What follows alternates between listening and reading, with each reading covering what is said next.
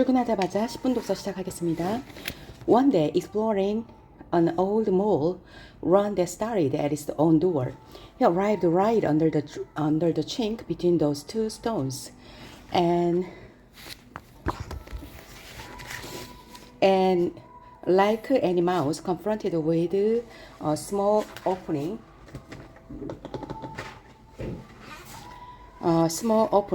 He just had to know what was on the other side of it. Coming through, he found himself inside the royal treasury. He gasped at what he held. King Basil, who'd been there earlier, had forgotten to turn down the lamps, and from all sides the immense treasure of his kingdom glowed and glinted.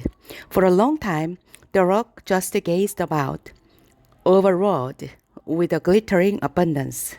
He tiptoed here and there and shyly touched a few rubies, delighting in the red richness of their honeyed gleam, remembering his own digs, his own among the writhing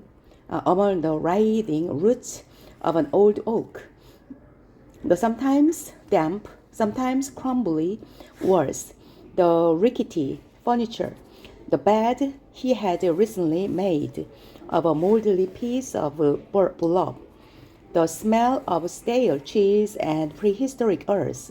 He was slowly overcome with sickening envy. And a strange, perhaps not so strange, things happened. Though he had never in his 5.5 long years of life done anything criminal, he decided he had to have a bright red ruby, and he took one down through the chink and back to his home among oak roots. For several days he spent much of the time looking at his little apple, the stolen ruby, placing it now here, now there in his home. He knew he had done something wrong, but he reasoned that a mighty king would never miss a little ruby. And though he felt bad, on the whole he felt rather more good than bad with the ruby in his possessions. He soon went back to the treasury, and one at a time he took a few more rubies. He set these where he felt they showed up to good advantage. The place was beginning to look a lot better, and he felt somehow more like a mouse of consequence. When he went out briefly into the world, he noted that his friends treated him with more respect, perhaps because he was behaving in more respect-commanding way. No longer satisfied with the less than modest existence of the unimportant mouse, he went back for still more rubies, and then for more. He now owned, or at least had in his house, 29 claret-colored gems that glowed and sparkled warmly by the light of his lamps. He arranged them in various ways. First, he tried them as a border around his room, but found they had to be spaced at too great intervals. It was not the effect he wanted. Next, he placed them around in his bed. The contrast with the burlap was startling. It had an almost humorous aspect that he liked. He wished he could share this with his cousin Geoffrey, but Geoffrey was a blabbermouth. Too bad. He would have to enjoy it by himself. He next discovered that lying down on his bed, he couldn't see the rubies. He wanted to be able to enjoy them for the luxury of a reclining position.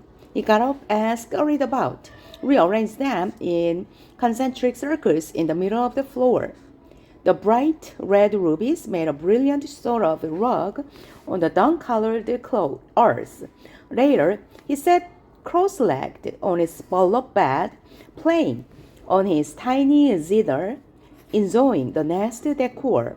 The treasure wasn't his. He knew it wasn't his, but there it was on his floor, and it made him feel wealthy. He got up, fashioned himself a cane from a fine oak twig and went out walking. Everyone he met said he looked very sporting carrying a cane. That night,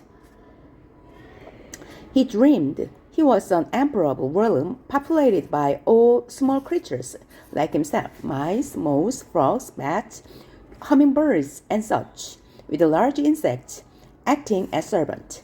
In the morning, he went back to the treasury. Now, he began taking bright golden ducats.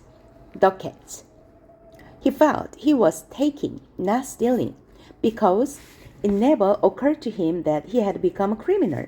As far as he was concerned, a criminal was a ruffian, a dangerous creature ready to harm others, someone who belonged in prison.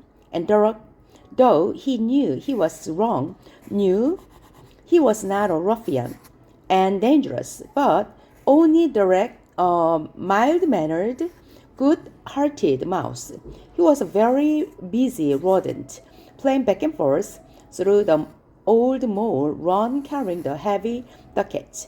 He was a worker, a collector, a decorator, and when he rested a nabob, he decided the ducats would look best on his walls. He built a scaffolding, and with mighty effort he raised the ducats and pounded them into the sides of his room, using the sledgehammer covered with cloth to keep from nicking the surface of the coins. He had to do this all by himself, lifting the ducats and holding them in place while he hammered. 네, 오늘은 여기까지 읽도록 하겠습니다.